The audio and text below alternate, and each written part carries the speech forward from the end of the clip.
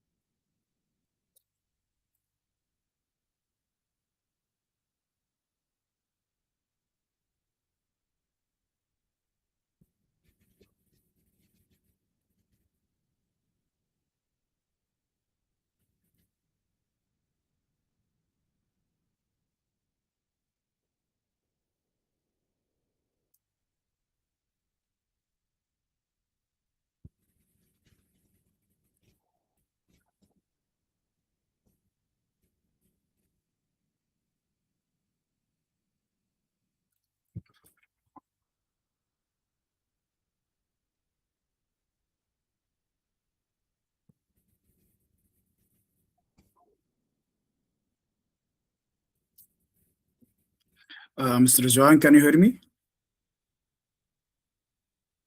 Yes, I can hear you well. Very good, very good.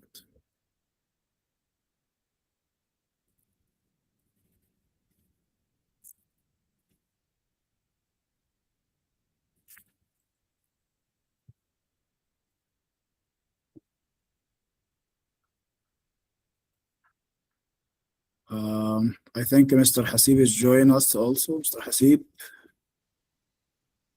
Hello, Ahmed. Hello, uh, Rizwan bhai. how are you? Very good. I think we can start, or we can wait just for another 5 minutes. Yeah.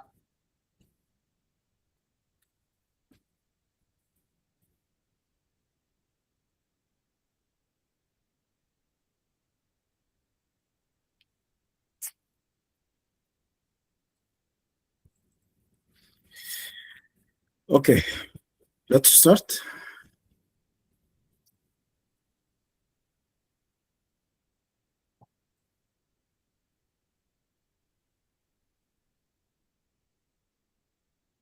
Okay, let's start.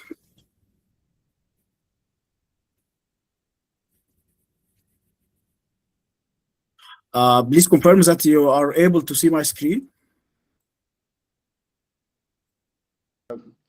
Yes, Ahmed, we can, I believe. Okay, very good.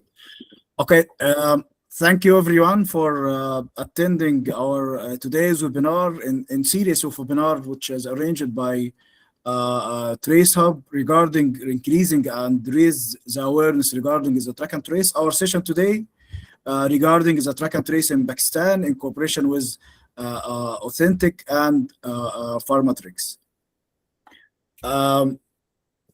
This is the confusion that happened in the market once just an authority is announcing publishing the guidelines or announcing their plan to implement track and trace.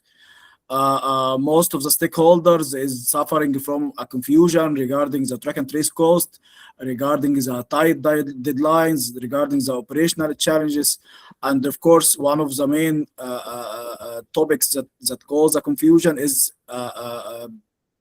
they didn't understand what is the track and trace, what is the principles of track and trace, what is the concept of track and trace. So this is our mission here in Trace Hub, is to increase the awareness regarding the track and trace to ensure a smooth and with less problem and operational change implementation. I am Ahmed Dawood. I have experience more than 20 years in the pharmaceutical supply chain. I have been implemented more than 30 track and trace project across Middle East and Africa. In 2024, I participated in 2 awareness webinars with RASD, the National Track and Trace Platform in Saudi Arabia. And also in 2025, I deliver a specialized training regarding the track and trace to GFDA, the Jordanian Food and Drug Administration in Jordan. I led many training and awareness webinar across Middle East and Africa and globally regarding increase awareness regarding the track and trace. And finally, I am the founder of Trace Hub. Trace Hub is the first dedicated platform which specified for increasing the awareness and the knowledge regarding the track and trace. In Trace Hub, you can find a lot of information regarding articles regarding the track and trace from implementation challenges or technical challenges that you face during the implementation of the track and trace. You can find also knowledgeable videos, and you can find some glossaries and frequently asked questions. Also, you can find the community.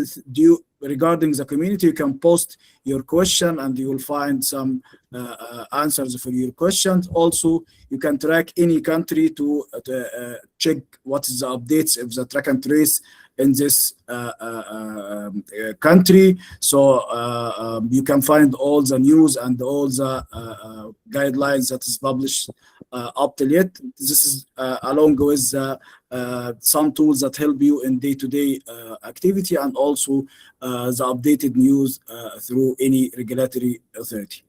So Our agenda today is to tell the story of the track and trace and talk about the track and trace momentum globally, and give an information about the core principles of traceability and explore GS1 standards. And we will throw some light regarding the Pakistan track and trace regulatory updates, and we will focus on draft requirements and the implementation roadmap. Of course, our today's webinar is in cooperation with Authentic and Pharmatrix. Authentic, we have from Authentic, Mr. Hasib. Mr. Hasib is the CTO of Authentic, and from Pharmatrix, Mr. Rizwan, he is the founder and the CIO of Pharmatrix, and they will join us in the second part of this session. So let's start by telling the story of track and trace. The track and trace storyline is started from 2020 by Turkey. Turkey has started the journey in the world. They implemented track and trace from around 16 years now. Then 2019, Saudi Arabia and 𝐓𝐫𝐚𝐜, they implemented their national track and trace platform. Then by 2029, UAE implemented their track and trace, national track and trace platform, which is 𝐓𝐫𝐚𝐜, and NEHRA started their journey in implementing track and trace in Bahrain by 2029. As you focus, the track and trace story is just 16 years old. So this story is like a baby with 16 years old. So it's still growing. It still get more experience, get more knowledge to be more adult. He will gain more experience during his journeys. So we have a new technology or a new industry which is only 16 years old. Also, the second point I need to highlight that before 2025, barely one or two countries announced their plan to implement track and trace. But from yes. Okay, from 2025, we started the momentum of the track and trace. From 2025, we have around more than from 15 to 20 countries globally. They started their plan to implement the track and trace. For example, we have around 10 countries in Africa. They announced their plan to implement the track and trace. And we have in Asia, we have, of course, Pakistan, Malaysia, Indonesia, and of course, along with Bahrain, which is changes their national track and trace platform to another new track and trace platform. So we are in the momentum of the track and trace. Currently, from the last year, we started the peak of track and trace, not only in the region, but also this is something happening globally. So to understand more the track and trace pillars, we need to understand what is the core principles of traceability. To make a traceability, we need to make any system, we need to identify the main pillars in this system. Of course, we have a products, and we have entities that is produced or distribute or dispense the medicine along all the supply chain. So started from product, the product. To identify the product inside the track and trace supply chain, we give it something called GTIN, Global Trade Item Number. So this GTIN, which is like a code from 40 numbers, this GTIN product is the supply chain. So if we have a paracetamol from paracetamol with 20 tablets, this have a GTIN, which is completely different than paracetamol 100 tablet, for example. So each SKU inside the of the product have its own GTIN, and that identify the product inside the pharmaceutical supply chain. Second point is the GLN. GLN is identifying the site which is operate or have a medicine inside it. So if we are manufacturing produced a medicine, or the distributor which is distribute a medicine, or pharmacy which is dispense a medicine, chain, any entity contain a medicine must have something called GLN, which is global location number. And one point need to be highlighted: if you, for example, you have a pharmacy in Islamabad and another pharmacy in Karachi, both of them have a different GLN. Even if you have, for example, 2 or 3 pharmacies in Lahore, for example, in different locations, every pharmacy have its own GLN. This GLN is identify the location which is contain a medicine. So the products have a GTIN, the location have a GLN, which is 13 numbers, 13 digits. The products moved in the whole supply chain with a logistic unit, which is called SSC. We will elaborate more in the next slides, but this is just to highlight the main pillars. SSC means is serial shipment container code, which is 18 digits code. It is stick on the pallet or in the carton to enable or make the movement of the medicines easy along all the supply chain. So again, the pillars is the GTIN for the product, GLN for the location, and the SC for the logistic unit for the movement of the product along all the supply chain. This is your whole supply chain, which is started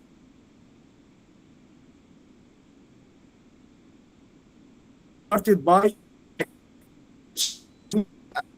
the site of the manufacturer to the distributor.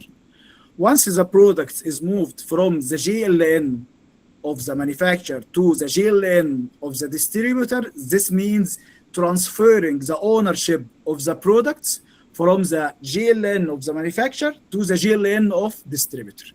This is a very brief about the track and trace. What is the track and trace? Is a transfer of ownership of the products from the GLN of manufacturer to move to the GLN of the next site.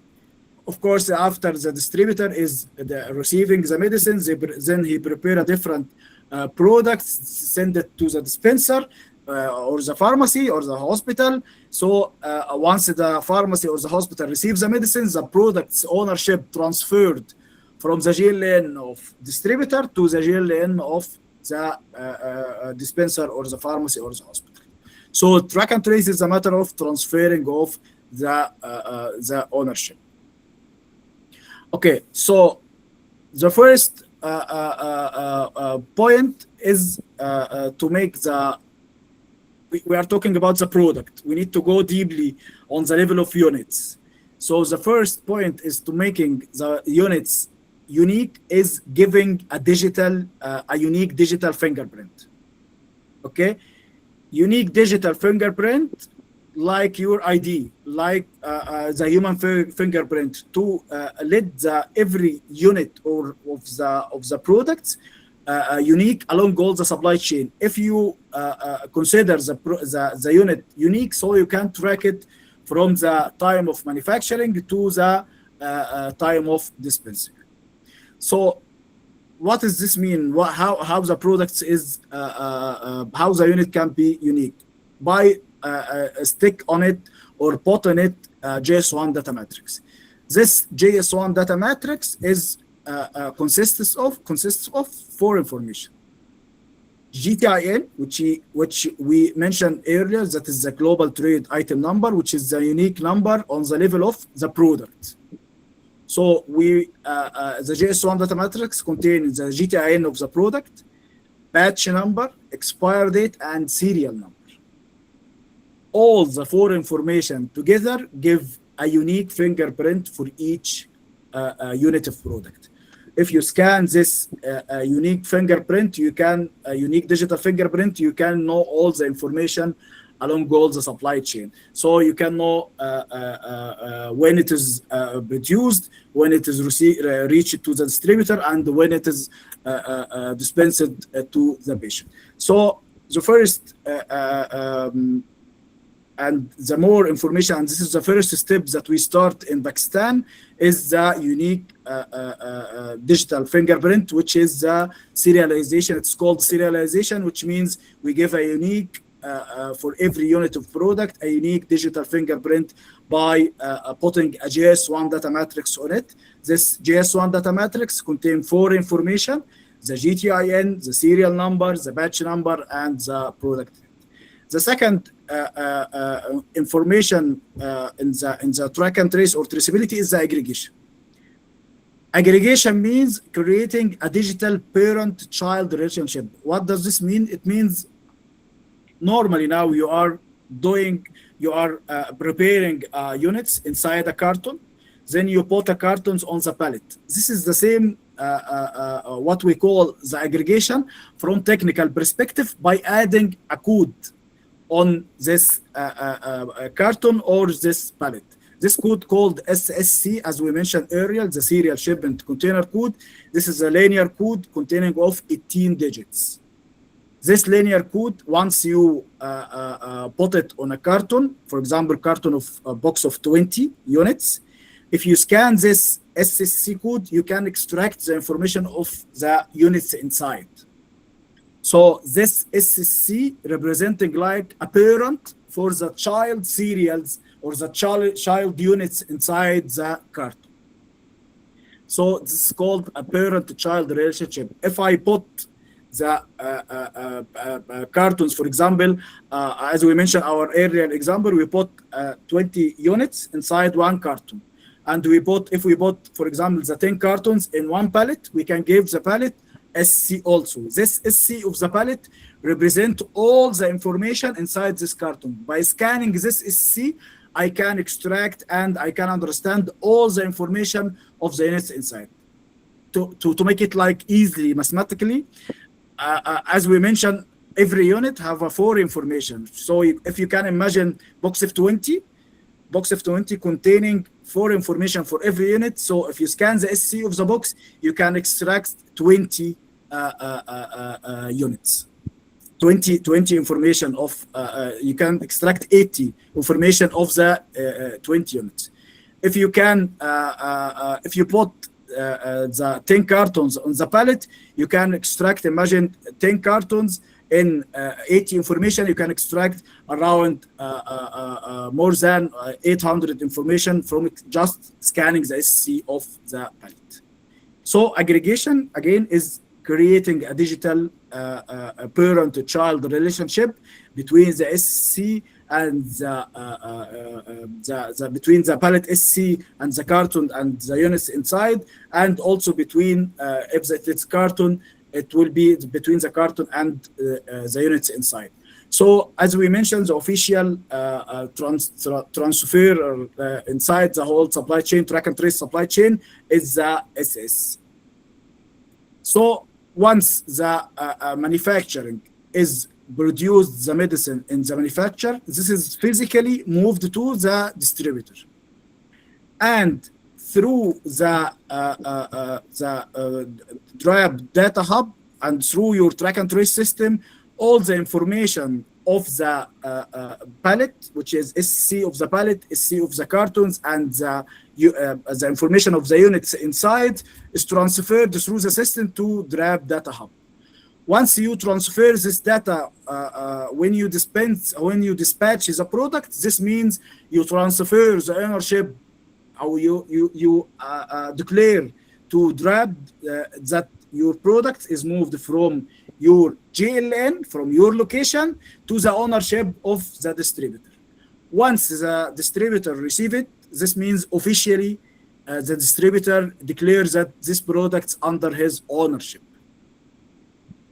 After the distributor receiving from different manufacturer, he prepare his shipment or his order for the pharmacy.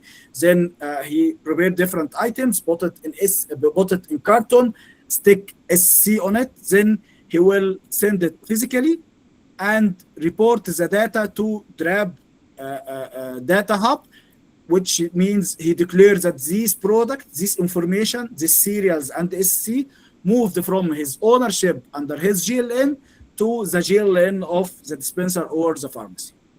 And of course, once the pharmacy is dispensing the units, this means end of life for the unit of the product. So you track the product from his manufacturing till you dispense it to the patient.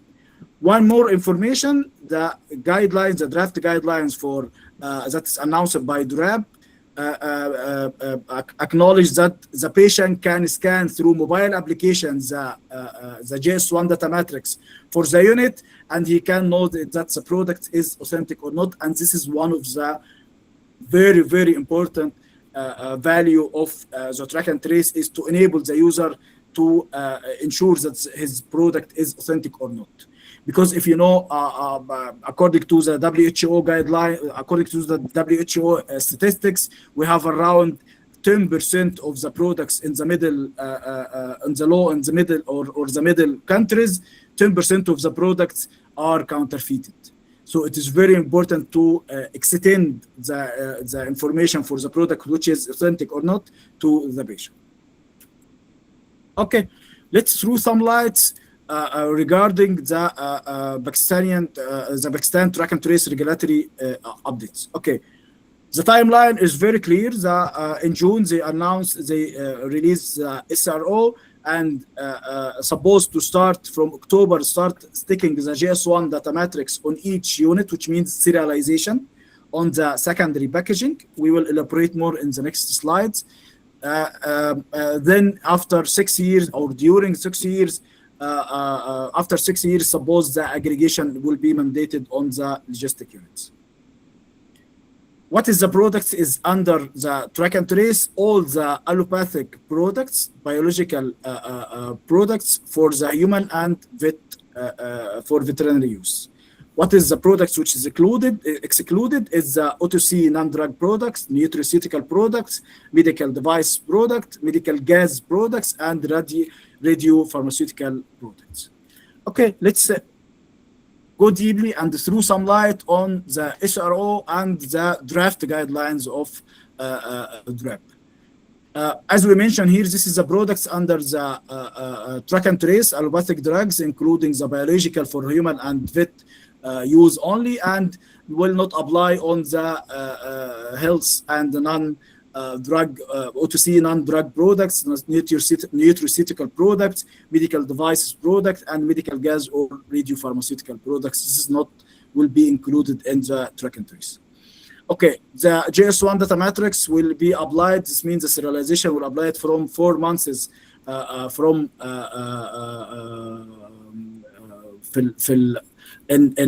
after 4 months after 4 months of applying for applying the streaming. Can you hear me? Everything is fine?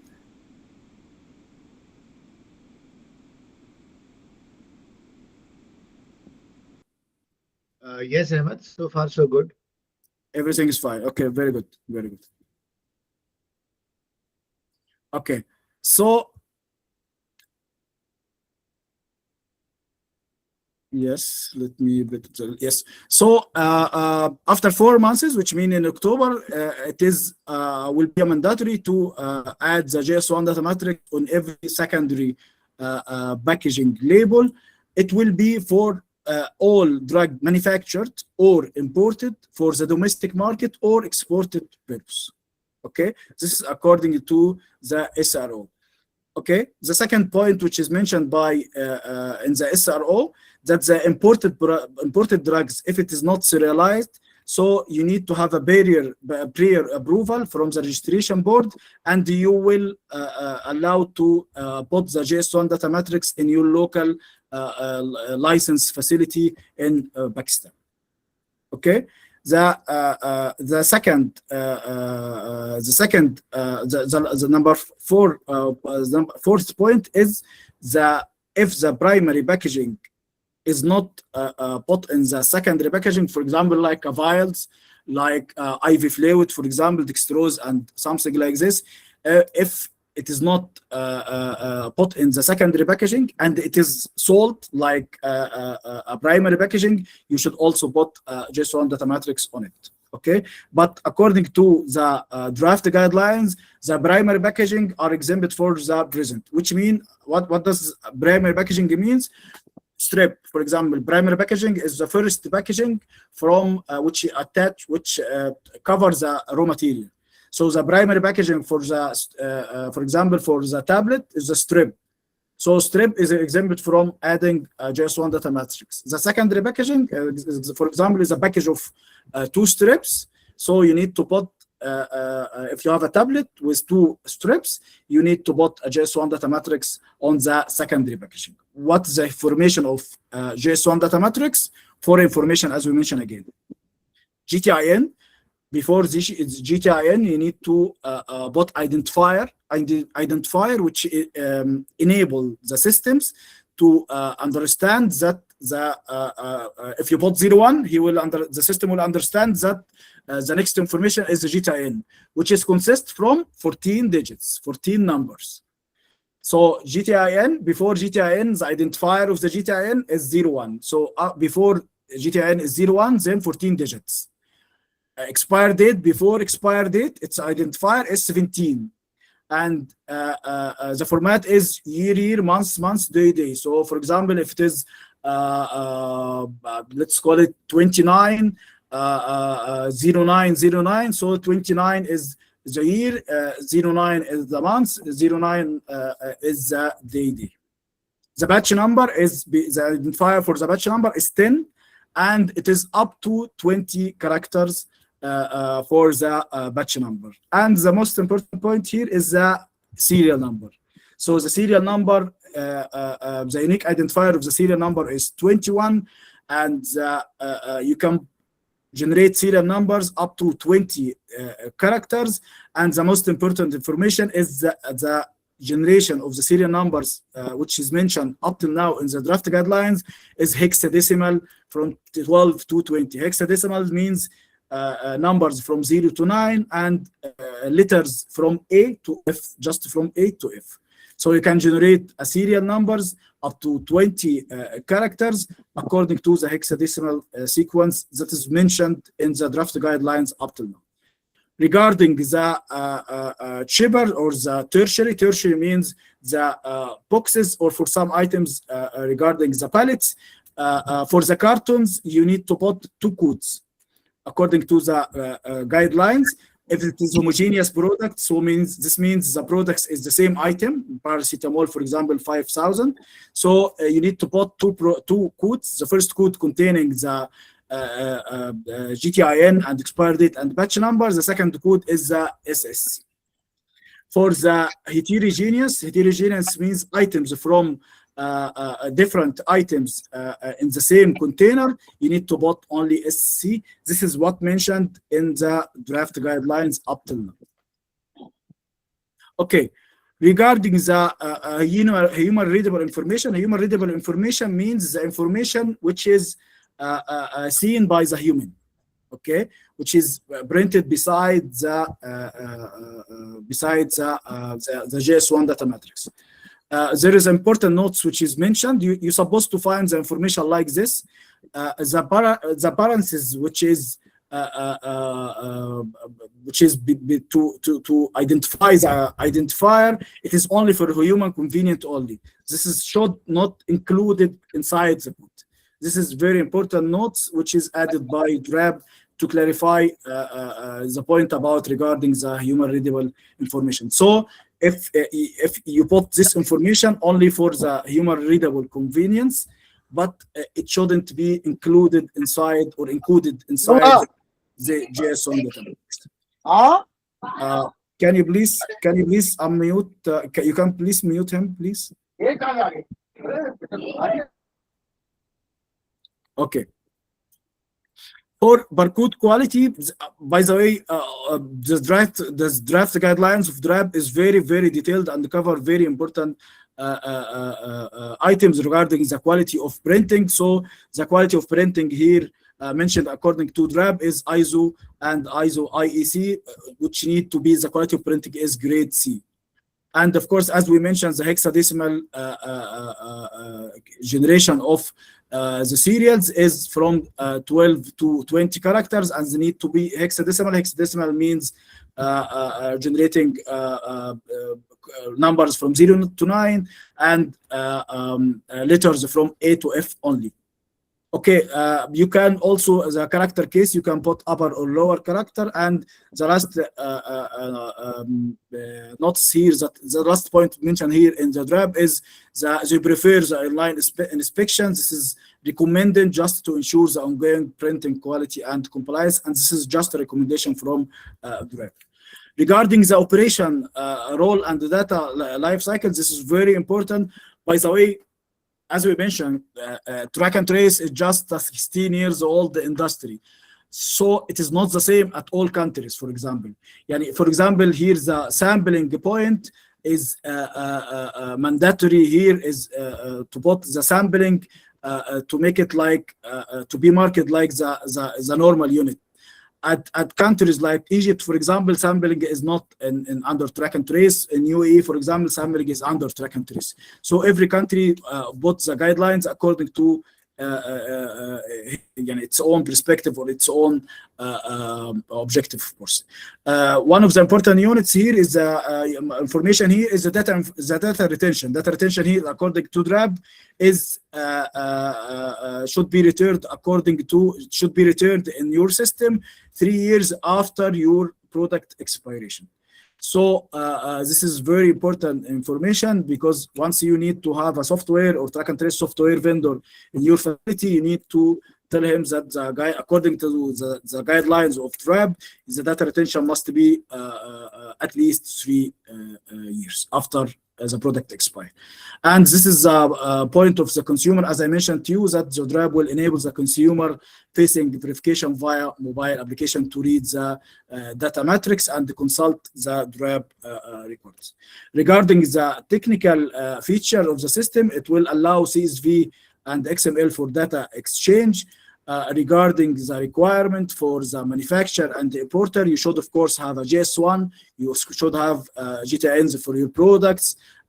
You should register with JS1 and to have and acquire GTINs for your product, GLNs for your site, and GCB. GCB is calling the JS1 company prefix. Company prefix is a code which is embedded in your GTINs and GLN to identify your product in the whole supply chain. And this GCB is started with the country code. It's like a phone number. For example, Pakistan code number is 896. Egypt is 622. Saudi Arabia is 628. UAE is 629, for example. So all your GTINs and your GLNs should start with, if it is locally manufactured in Pakistan, should start with 896. Of course, you should register to the drive information system. You should ensure the quality of 20 RC of CFR 21 part 11 and JAMB compliance. Of course, you need to be ready with the CSV and the XML format for your system. And of course, you can be able to generate your serials and put the JS1 data matrix in your products. For distributors, they need to acquire GLN and of course deploy and maintain system capable of scanning AIDC data. AIDC means automatic identification and data capture. This is the main concept that track and trace is rely on. AIDC means currently what we do, we if you open your ERP, if you open PO or sales order, you put the quantity by manual against the product.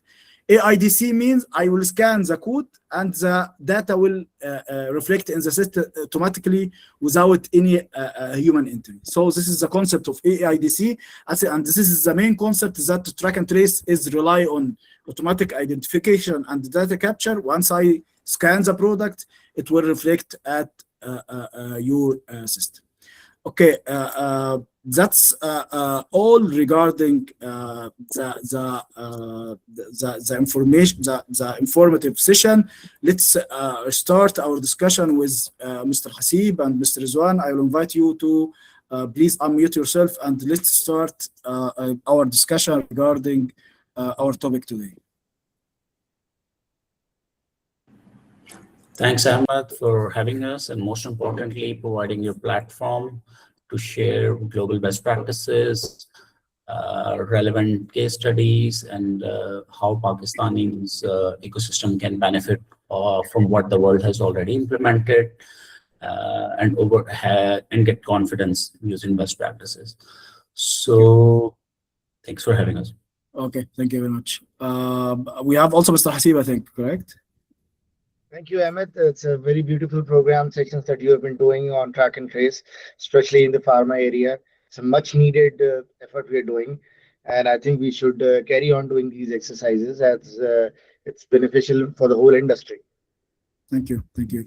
Okay, let me start your with asking both of you, because you are experts in the track and trace, and of course you did a lot of projects across the region. What is your opinion in the guidelines? If you check the guidelines, of course you check many countries' guidelines. What's your opinion in the guidelines? Because I really find it very detailed, although it is only 8 papers, but it is very detailed and they cover very important topics of the track and trace. So what do you think in the guidelines?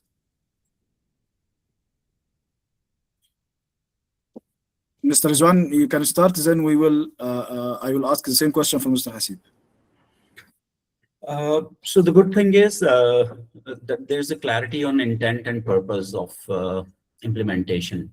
We already have, I would say, half-hearted approach to implementation. Pakistan was one of the very early countries to get started. It was in 2016 and 17.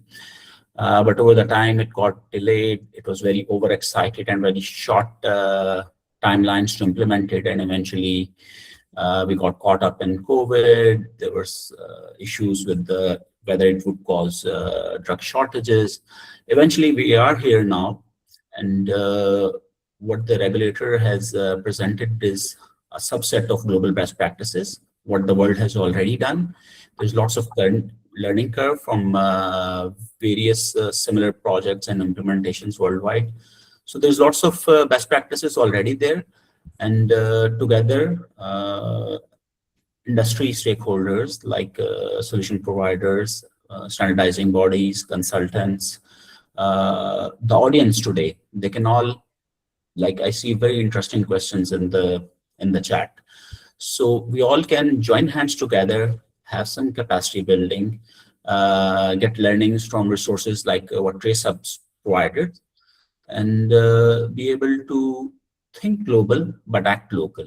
Pakistan has its own local challenges, and together we can help the regulator, manufacturers, and manufacturing industry professionals or pharmaceutical professionals to achieve the objectives of patient safety. Very good. Thank you, Mr. Rizwan. So, Mr. Hasib, what is your opinion in the guidelines up till now? I think, as Vans have said, there is a lot of learning curve from the past 10 years that has taken its time to the stage. And the good thing is that, yes, there is more clarity and there's more discussion about this happening. The customers have started to learn a lot about the subject, and everyone in the industry who has something to do with traceability has an interest, and all of them are trying to take advantage of the solution. So hence, I think it's a very good effort that has been reinitiated, and I think it's very important you take it forward in a controlled fashion, so that because obviously we have standardizations that you need to take care of. But other than that, I think you have to start somewhere, and I think this is a good move. Very good. As an expert for the track and trace, I saw a lot of guidelines here and there, and it is possible to find the guidelines in the same for 2 countries. So I understand that there will be many questions and many challenges of the guidelines, and it is, as you mentioned, Mr. Hasib, it is just a draft, and it is just a starting point. At center point, you need to start. So as I mentioned, it is a starting point to build on it, and if there is a challenge, I'm sure that Grab will take the responsibility of making the smooth implementation of the track and trace, because as I see from the guidelines, it is a very detailed and cover, I think, around 90% of the needs for the first draft guidelines in any country, to be honest. Anyway, from my second question is, from your experience in implementation in other markets, what do you think is the challenges of implementation that trace in Pakistan?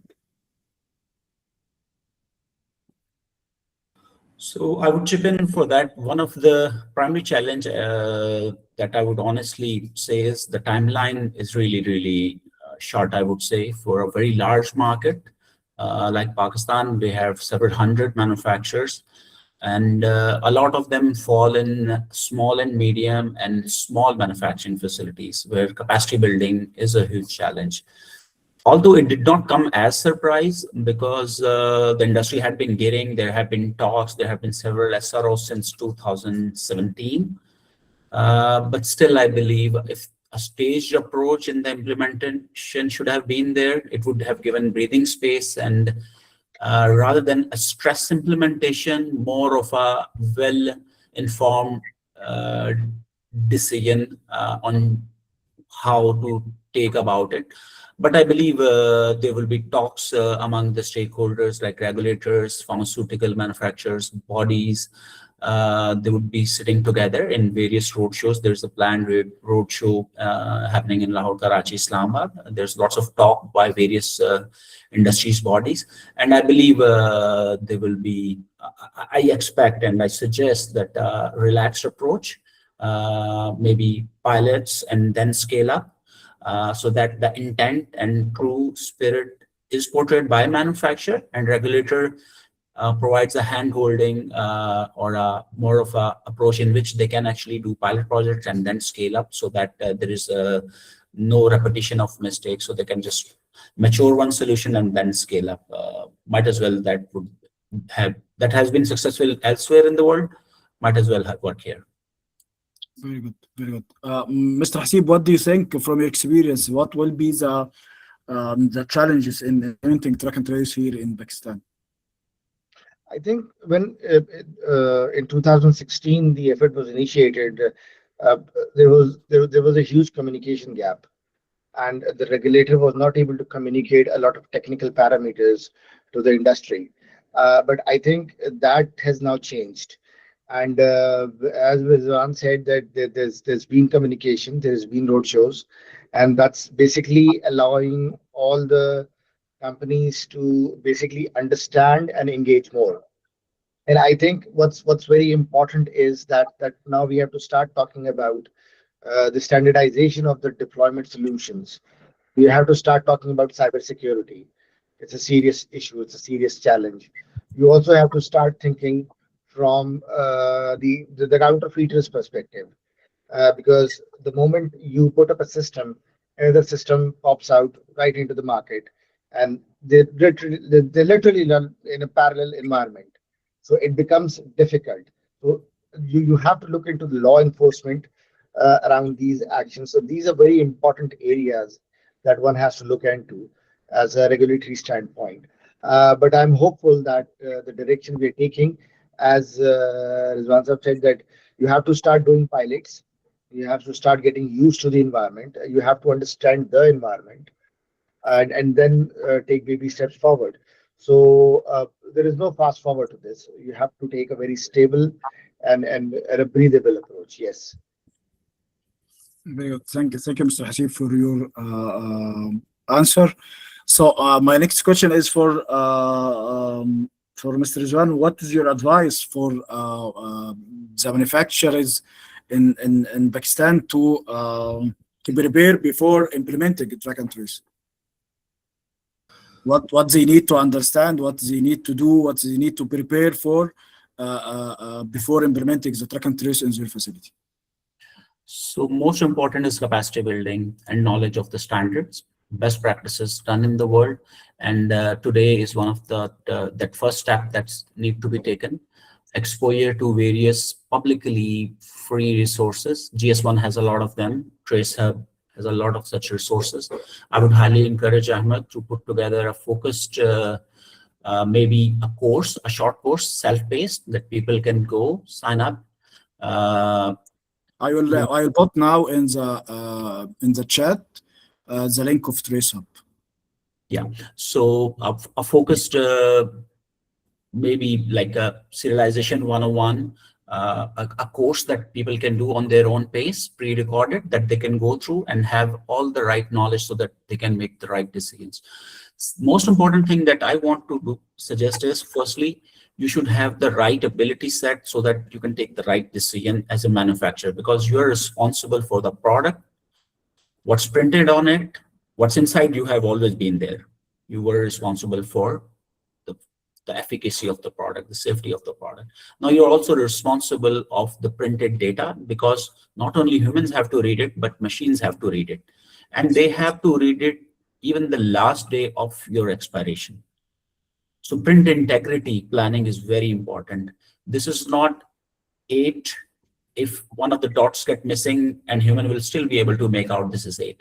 This is a data matrix printed in 300 dpi, a few dots missing here and there, not right paper selected, not right ink selected, can make your product unsellable.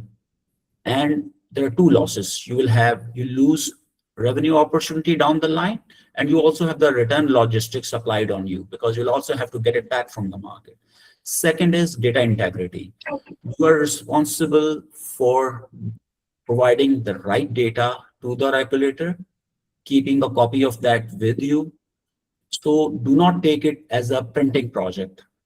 This is a data project for which you also have to print. Totally agree. Totally agree. This is very, very, very important point. Yes, it is not a printing project or even a technical project. This is some sort of data project, and it need to be ready also from master data perspective, from managing the data perspective. And as mentioned, as Mr. Hasib mentioned in his answer of the last question, yes, it is also some sort of cybersecurity need to be prepared from the cybersecurity side. Mr. Hasib, the same question is for you. What is your advice for the manufacturing in Pakistan before implementing the track and trace? I think manufacturers should be encouraged to start the exercise, because the technology is now available. You see, back in 2016, when this SRO came out, all of a sudden there was a surge of new thermal inkjet printers that were to be brought into the market, because they weren't used with so much frequency, not at least in the pharmaceutical industry. So the supply chain became a challenge. So now there are more equipment providers available. Now there's more information available. There are more resources available. So it's an easy learning curve now.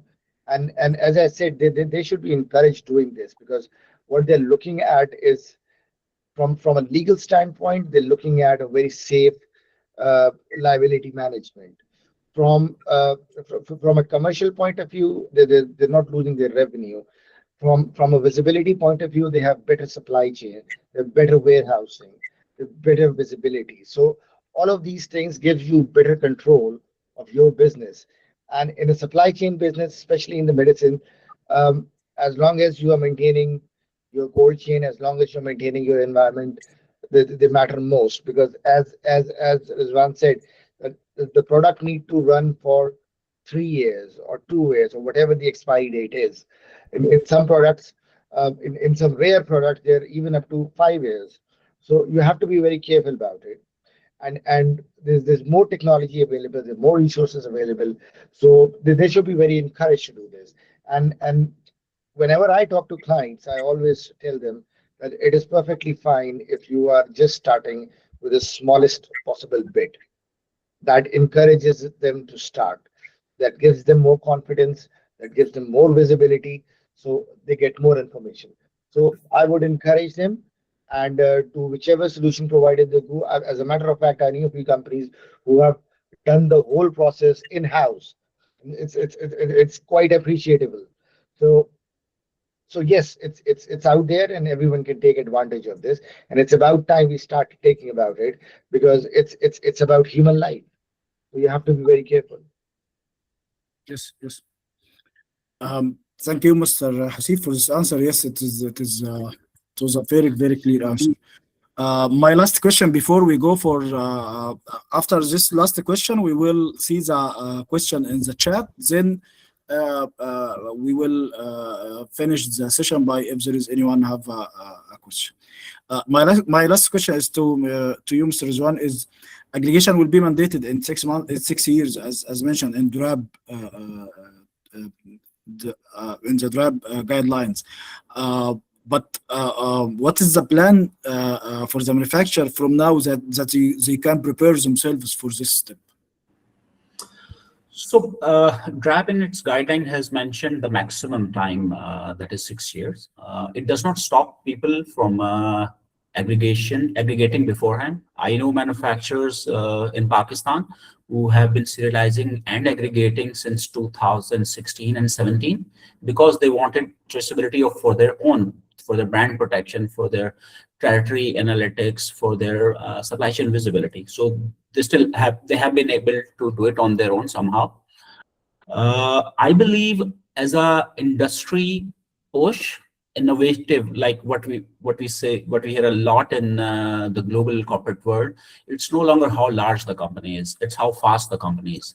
A lot of innovative companies would move ahead, do their own aggregation, do their own brand protection, visibility projects. While submitting the data to DRAB, they would, because 6 years is too large time for companies who are losing 10% of their revenue to counterfeiters, more than that even. That's a lot of ROI out there. Secondly, one important thing in Pakistan is we need to understand how the ecosystem works. The drug manufacturing licensing regime is a federal national subject, but the drug sales distribution is a provincial subject. So there are provinces which are on the sidelines, synergized, working on projects where they're onboarding distributors, pharmacies, healthcare system, so that the manufacturer submits some data to the federal regulator as asked by or regulated by that. But the provinces are also planning to issue guidelines where the manufacturers has also submit the data intended for that province to them, and then the distributor has to do transaction and the point of sale of that. So I believe the true fruits of the whole track and trace would actually be witnessed when aggregation happens, and the data submission of chain of custody, like manufacturers submit the data, distributor picked up the goods and moved it to a GLN in its province, and then moved it to pharmacy. The pharmacy started its operation. So in Pakistan, we already have a majority of audience today in Pakistan. So if you go to a restaurant, if we purchase a product, there is a transaction for the tax with the tax regulator. It verifies immediately. So point of sale pharmacies will also have that very soon, I say, and it will come through provincial regulations. And I am aware of a few provincial mandates. Similarly, we had a webinar from DRAB on the 29th of July where they discussed the draft guidelines, and the guidelines at the moment are draft. They are still being improved. There's lots of discussion among the stakeholders to optimize it for the best practicality. So we would see more improved versions, more optimized version, more best practices. So I would see a synergized approach between provinces who control, who are responsible or who legislate the distribution and sales of the drugs, and the federal strategy synergy will help manufacturers to get ROI, return on investment on the money, process complexity, hassle, operational difficulty, and change management in all this effort. So when all this happens in synergy, they will get the return on investment, their brand gets protected, and they see visibility. Very good, very good. Thank you, Mr. Rizwan, for this detailed answer. The same question to you, Mr. Hasib. What do you think the manufacturer need to do to prepare themselves to the aggregation step? I think uh, once, and it should be doable, once you have done your serialization and your cartonings, uh, uh, aggregation, without aggregation, there's no point, because then you're not taking advantage of that information. Once you have that information, you have information about your inventory movements. You can actually calculate your risk. You can actually mitigate your risk. And just by taking that approach, uh, you can basically make your line, supply chain very, very efficient. So therefore, your product is there in the market. You have complete visibility. Your brand is protected. And once that has happened, you take control of your market niche. So that's the most important thing over here. And you can't do that without visibility. And the only way you do that visibility is that you do aggregation, you switch inventory from one location to another. You make sure there is a record log of that. You make sure it's a record log that actually captures the whole environment of the solution. So therefore, it is very important that aggregation needs to be started. Uh, Again, as I said, there are many solutions available. There are more than one methodologies to achieve that. So as I said earlier, that I'd really encourage all the manufacturers to actually start implementing these, because they are going to benefit it. And obviously, from a regulator standpoint, you require that information. Some companies have been doing it, and they have been doing it very well, as I said earlier. So I think the way you actually take advantage of it, a lot of the companies have already started doing serialization, so it's an easy leap for them to go to aggregation and then warehouse management, so on and so forth.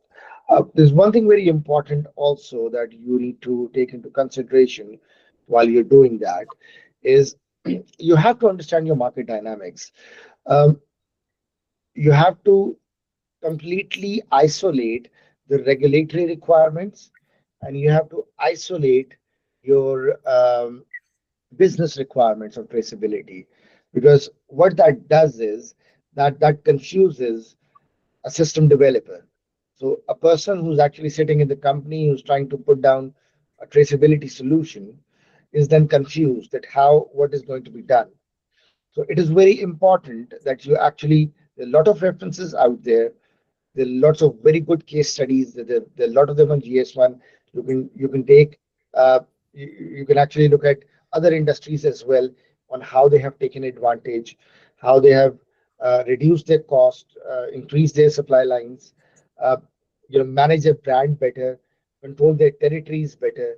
So it is very important that they start taking advantage of this. And so yeah, basically that's it. Very good.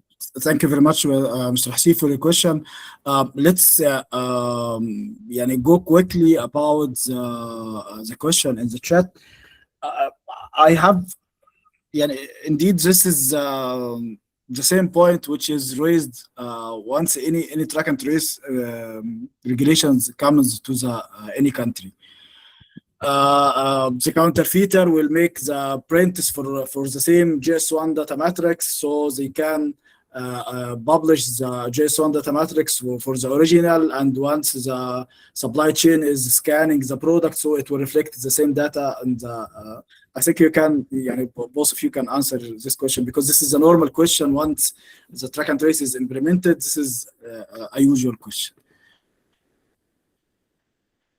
Yes, I would like to take it, and that's so the difference between one-time redeemable code. So there's a well-randomized, unpredictable number. You scan with the app provided by the regulator.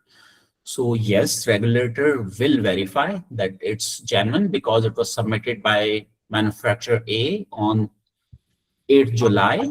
As a batch, it has been released, and after 7 days, it has been scanned in Islamabad at a pharmacy. It's authentic. Okay, perfect. but it also notes that has already been authentic, already been verified. Then comes a counterfeiter who buys one of the same product, takes it home, and then makes copies and makes available to the public. So heat maps tells that it had been already scanned in Islamabad at this pharmacy at this point in time. Now it is being scanned at another pharmacy in Peshawar, in Sialkot, in Multan. So the first thing that they would do is they would go to those pharmacies and check, where did you get it? Because we do not only want to confiscate that, but we also want to close the counterfeiter's operation. Where did you get it? So not only we can detect a counterfeiter, but we can go to the root cause, which is the factory where he makes it. Second is when not only one-time redemption, but also track and trace happens. So manufacturer posted the data of the entire batch and said, okay, 500,000 packs, these serial numbers is released. Out of that, 10,000 have been provided by this distributor. He picked up in his truck, and it's now under his custody, chain of custody. And then that distributor takes it to Lahore, stores it, and then from each of those 10,000, he provides to 20 pharmacies, and the product goes there. So then some counterfeiter buys from one of the shops, takes it home, copies it. What will happen? Now he cannot go back again, and where he's going to enter the pharmacy chain. He cannot enter from the manufacturer's side because it had already entered 2 weeks ago. He cannot enter to the distribution interface because it has already entered 1 week ago. He cannot enter to a pharmacy which is doing good practices. He will only go to a pharmacy which is doing malpractices. And soon the scan started happening. The drug regulator in the provinces will be able to do his heat map. So it will no longer be like what we used to say, go out and check out the stocks. It will be a dashboard driven counterfeit detection system. A dashboard would say, hey, this guy, this pharmacy keeps selling the counterfeits all day. Let's go and do not confiscate his stock, but find where he gets his stock and close the operation one and for all. Even Mr. Swaleh, I see your comment. Still, even if the pharmacy is engaged in this, yes, they must scan the JS1 data matrix even, and don't forget that even also the patient can still scan the JS1 data matrix after dispense. So still the authority have an eye on the supply chain after dispensing from the verification of the patient, or even from the verification of or scanning of the pharmacy. And again, at any time, if there is an inspector comes to the pharmacy and scans a product, he will not find it authentic. He will find it is, yes, JS1 data matrix is authentic, but this product life cycle is out of the supply chain. The status is different. So once he captures this, he will know the information that this product not under this GLN because it's out of the supply chain. So this is one way of confirmation, and the second way of confirmation is the patient himself is another way of confirmation of the JS1 data matrix. I have another question from Zuha. He's asking about for the imported products. He only undergo, of course, the pricing. He need to clarify how the GTIN and serialization can be handled for imported drugs. Can you please rephrase your question? For imported drugs, now he is just the importers now just put the sticker of the price. As the guidelines, as the draft guidelines announced, if the product comes from outside, which is not serialized, the importers here, they allowed to have the license or have the permission from the registration authorities, and they can stick the JS1 data matrix. He's just asking how he can do this. How he can handle this. You have to look beyond that, actually, because you actually, once you have an environment to communicate with a product, then if you want to have visibility, you need to have that communication on that product. The problem is that a lot of the imported products, and this is something that we need to go back and see how the market or the industry or the counterfeiters have reacted in other industries in Pakistan. And if you look at track and trace in Pakistan, you are going to look at a lot of news items from Pakistan on the tobacco products, and you will see that once you actually look at the data, you will find out that the imported cigarettes, the sale of imported cigarette actually increased once the tax stamp solution was deployed in Pakistan in the tobacco sector. So, and the only reason you are able to do that is because it's a coming through a gray channel. Two, you're not able to track it back because there's no identification. So the regulator has to set up some protocols whereby they need to create efficient system where you need to ask the importer of the product that whatever product that you are going to import needs to have a certain labeling specification. It needs to follow the GS1 specification. Other than that, you can't do that. And this is not something that we're talking out of the world. A lot of the companies from Pakistan that export out of Pakistan do compliance for other companies as well. They're supplying to Europe, they're supplying to the Russian sector. So this is happening. So you need to the regulator needs to clarify their position. The regulator needs to create an ecosystem whereby an imported product can easily be brought into the system. You have to set clear labeling standards. So until and unless you don't have clear labeling standards and you don't have a clear data exchange standards, because you may have it printed and brought in, but if you don't have the data, you won't be able to do anything about it. And from the recent years, uh, AI is taking on, and that must play a role while developing these systems. So the amount of data that you can actually take and process and present for decision using AI is tremendous over there. Just to add one thing to your last question regarding counterfeiter, putting another code, uh, you can actually today just block that code. So once you see an anomaly, you see an extraordinary heat map. So now you know that this product has been counterfeited, because what the counterfeiter has done is took one code, as Rizwan said, printed on another, and made a numerous amount of copies, as much as they could, and put it out in the market.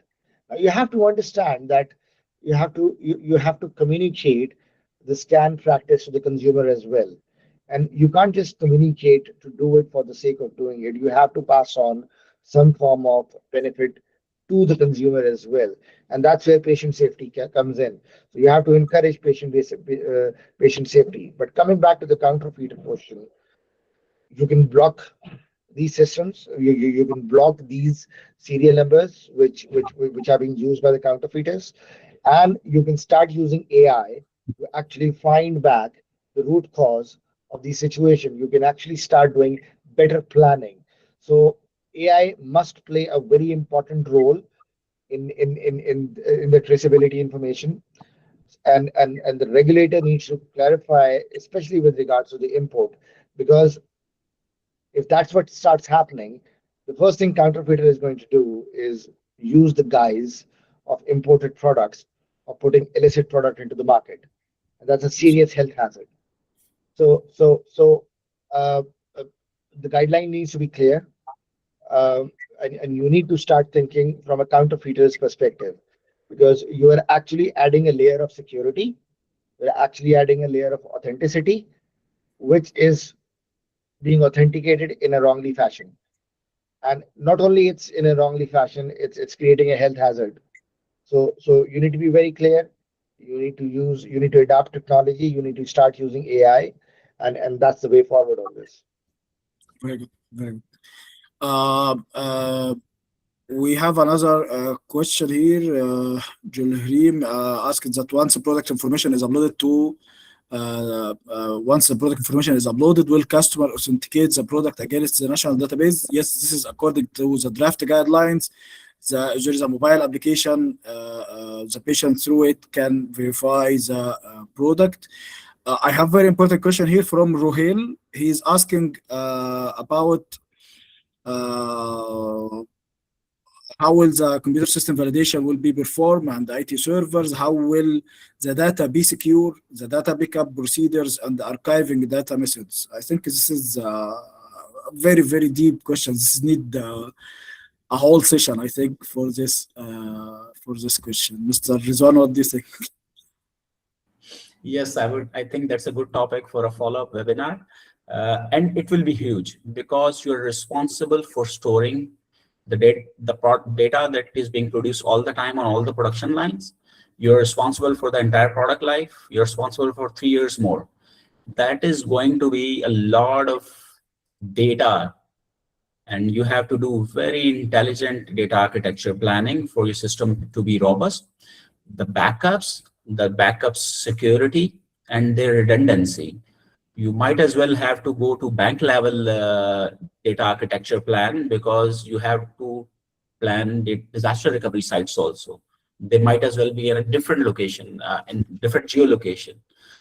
So totally, that's the data architecture planning, its availability, its archiving, its storage. The cybersecurity side deserves a webinar or a detailed training in itself. But I think we will be, this is the first just initiative for the awareness of track and trace. We will have a next webinars with deep discussion regarding certain topics, because track and trace is containing a very deep certain topics.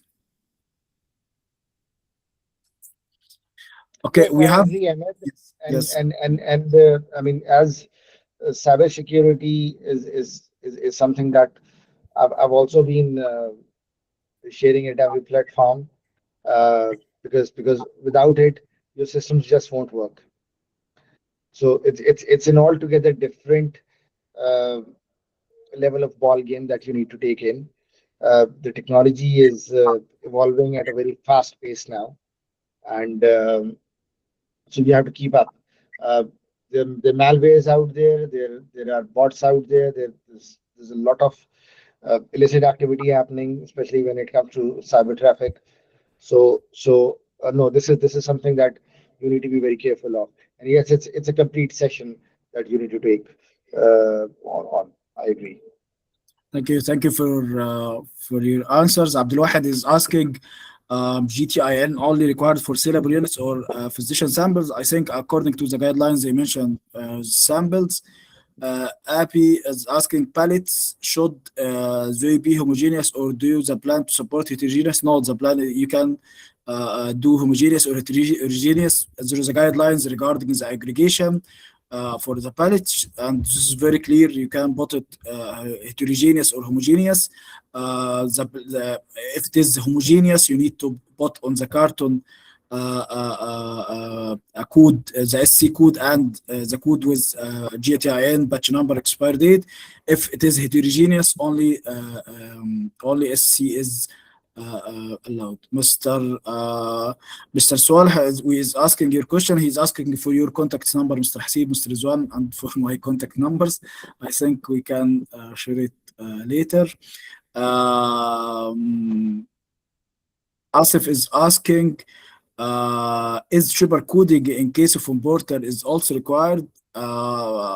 It's not clearly mentioned, but it should be included, yes. But up till now, it is only serialization, but it is not clearly mentioned in the draft guidelines. Mr. Rizwan, Mr. Hasib, if you have a comment, you can stop me. I think yes.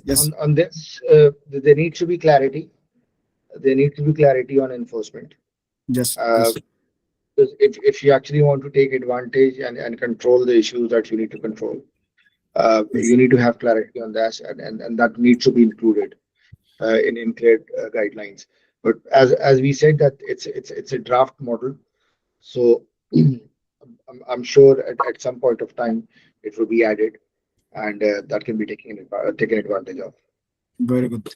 But Mr. Farid, I like his comment. Mr. Farid is brought a very valuable comment. He mentions that GTIN is required to identify the product data, while the serial number helps to identify the legitimacy of the product. I like this comment. It's very informative. Thank you for your comment. Okay. Another question for Julirim. He's asking, is the hexadecimal means he can put numbers without A from F or not? Yeah, it can be. That will still fall in the hexadecimal condition, but hexadecimal is generally is A to F and 0 to 9. That's why it is called hexadecimal. Otherwise, if you're using only numbers, it will be called numeric. It can't be called hexadecimal. So you need to use from A to F also inside the hexadecimal process. Okay, I think we answer most of the questions in the panel and in the and even the community and Trace Hub, and also in the chat here. Mr. Hasib, team Trace Hub team, please can you put my LinkedIn and Mr. Hasib LinkedIn in the chat for the audience. Please, if anyone have any question, he can unmute himself and he can ask the question before we wind up.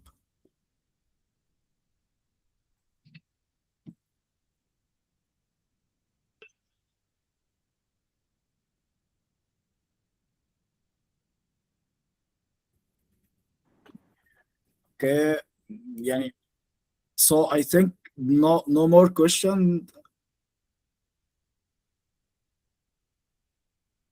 Okay, so I think there is no more questions, so we can wind up. Before we wind up again, you can check Trace Hub for more information or news regarding the track and trace and regarding the track and trace updates in Pakistan, and regarding also the information sessions, informative article and videos. This video will be placed on LinkedIn, on Mr. Hasib LinkedIn, and our authentic page with also Mr. Rizwan LinkedIn, and with PharmaTrack's LinkedIn page, in my Ahmed Dawood LinkedIn, and we will put it in Trace Hub. Also, we will publish this video for Trace Hub, as I mentioned. We have last comment from Julirim, but including only numbers also means hexadecimal is all characters. Numbers belong to hexadecimal system. Again, Mr. Julirim, according to the guidelines, according to Mr. Hasib answer, hexadecimal means letters. Hexadecimal, it's 16 characters. 16 means 6 letters and 10 numbers, and it should contain both. If it is numbers only, he can mention a numeric, but the guidelines is clear regarding this. It is characters. And again, it is a draft guidelines. Maybe this something maybe cleared in the future, or maybe cancelled in the future. It is just a draft guidelines, and I think Mr. Rizwan mentioned that there will be a webinar or a session in 29 of July for a draft. So thank you. Before we wind up, thank you, Mr. Hasib, for supporting this session. Mr. Rizwan, thank you very much for your supporting in this session. I hope we can plan in the future other awareness webinars in regarding detailed topics regarding the track and trace. So thank you for your time, and hope to see you again. Thank you very much. Thank you, everyone, for sparing your time. Shukriya from the audience from Pakistan, and thanks, everyone. And I see some Arab colleagues out there in Marhaba. Yes, thank you. Thank you. Thank you, Mr. Rizwan. Thank you. Thank you. Have a nice day. Have a nice day. You too. Have a good evening. Thank you.